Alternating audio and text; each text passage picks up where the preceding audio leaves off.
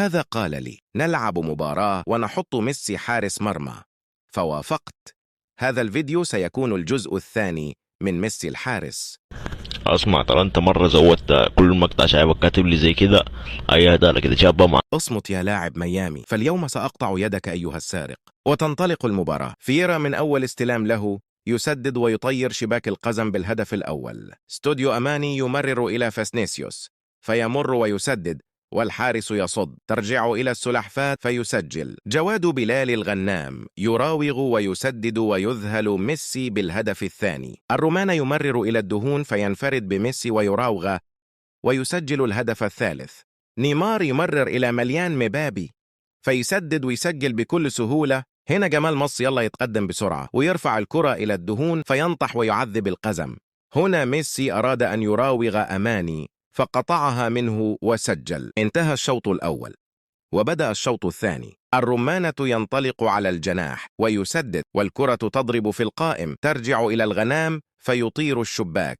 الدهون يمرر إلى السلحفاة فيمررها إلى أماني ويسجل. تيكي تاكا وجمال مصيلا ينطلق بسرعة فيركض ويراوغ نيصة ويسجل الهدف السادس. تمريرة إلى المديون الذي ينطلق ويضرب ميسي بكوبري، والقزم يتظاهر بالموت.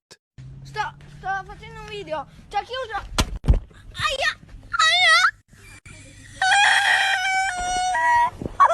ركنية من الأندرويد فيرفعها وتصل الكرة إلى الرمانة فينطحها، وبيبسي لم يستوعب. تيكي تاكا من الخصم وتصل الكرة عند أماني فيسدد ويسجل.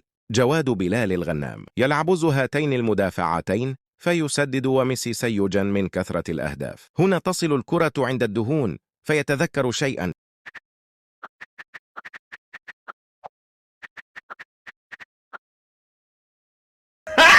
فشغل دماغه ولعب الكرة فوقه.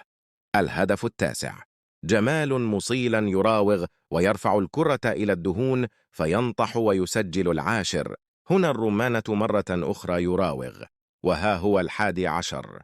وأخيرا انتهت المباراة التي لم ترد أن تنتهي، والنتيجة كأنها نتيجة لمباراة كرة اليد. ضع لايك ومتابعة، وإلى سأضعك حارسا في الفيديو القادم.